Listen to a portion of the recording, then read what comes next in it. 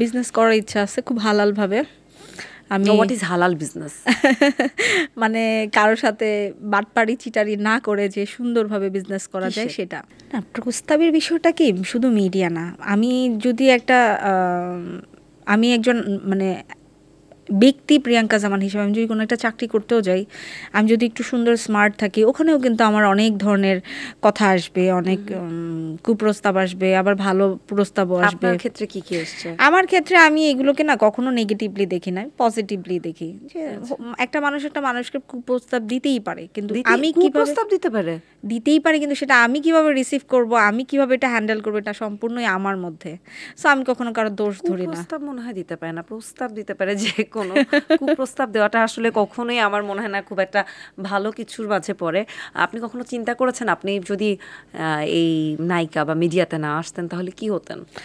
আমি নায়িকা না হলে আমার ইচ্ছা ছিল পাইলট হওয়ার।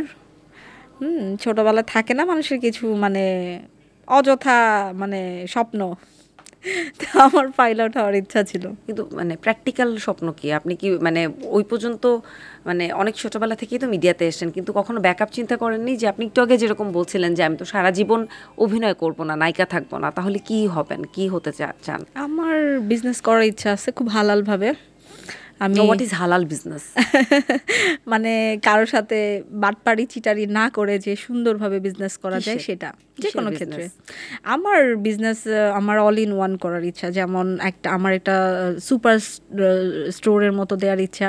এখানে সব টাইপের জিনিস পাওয়া যাবে, যেটা আমরা বাইরে গেলে মার্টগুলোতে যাই, আমার খুব ভালো লাগে যে কোনো মার্টে গেলে সব পাই। যেমন আমাদের বাংলাদেশে কিন্তু একটা মার্টে সব কিছু পাওয়া যায় না, একটু কম পাওয়া যায় মানে, কিন্তু বাইরে আপনার প্রত্যেকটা এলাকাতে গলিতে গলিতে মানে মার্ট থাকে, মার্টের মধ্যে সব পাওয়া যায়। যে কোনো কান্ট্রিতেই, বাংলাদেশ ছাড়া সব কান্ট্রিতেই প্রত্যেকটা জায়গায় জায়গায় মার্ট থাকে। তো আমার মার্ট টাইপের কিছু করার ইচ্ছা, মানে আমি কিডস আইটেম, তারপরে ম্যান উমেন সব আইটেমই হচ্ছে গিয়ে আমি মানে একসাথে করব, যেন আমার কাছে আসলে সবাই এক জায়গাতেই অনেক কিছু পেয়ে যাচ্ছে। আমাদেরও এক্সপেকটেশন যে আপনি আপনার ব্যবসাটা সুন্দরভাবে দাঁড়া করাতে পারেন, কিন্তু তার আগে আমি আপনাকে একটা চ্যালেঞ্জ দিতে চাই, সেটা হচ্ছে বটল ফ্লিক। ব্যবসার আগে দেখি আপনি বটল দাঁড় করাতে পারেন কিনা।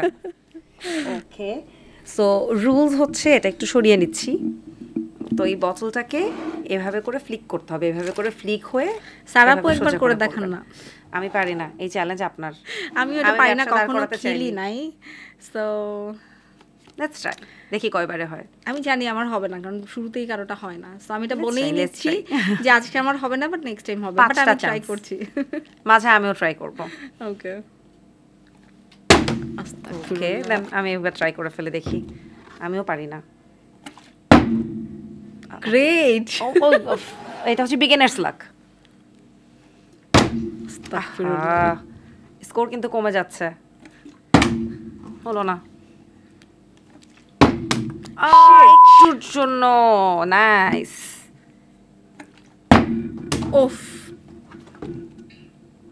একটাবার একটু হয় দেখাও। হবে না, আমাকে দিয়ে কিছুই হবে না। Please help me.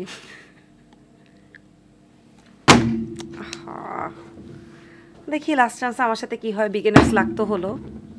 গ্রেট। হবে না, আমাকে দিয়ে কিছুই হবে না। এনিওয়েজ, বোতল না দাঁড়াক। আশা করি আপনি জীবনে যে বিজনেস করতে চান এবং যা কিছু হোক সেগুলো যাতে সঠিকভাবে দাঁড়ায় এবং সঠিকভাবে সফলতা যাতে আপনি অর্জন করতে পারেন, এই শুভকামনা আপনার জন্য থাকলো। শেষ করব আমরা, তার আগে যদি দর্শকদের কাছে কিছু বলার থাকে। আমিন। Thank you so much. প্রথমেই ধন্যবাদ জানাতে চাই এই অনুষ্ঠানে আমাকে আমন্ত্রণ করার জন্য, জুমবক্স। অ্যান্ড এই অনুষ্ঠানের যিনি এত সুন্দর করে আমার মানে পেটের ভিতর থেকে সব কথা বের করার জন্য আমার বড় আপু সারা, ওনাকে অসংখ্য ধন্যবাদ। আর আমি সবাইকে বলবো যে সবার জন্য আমার এটা আদেশ না, উপদেশ না, এটা রিকোয়েস্ট। আমরা সবাই সবার সাথে ভালো ব্যবহার করব, কেউ কারো পিছনে লাগবো না, কেউ কারো সমালোচনা করব না। আমাদের সময়টা অনেক এক্সপেন্সিভ, আমরা আমাদের এই এক্সপেন্সিভ সময়টা নিজেদের কাজে ব্যয় করব। ধন্যবাদ। বাহ, চমৎকার কিছু কথা বললেন আয়শা ওরফে প্রিয়াঙ্কা। খুব ভালো লাগলো আপনার সাথে আড্ডা দিয়ে।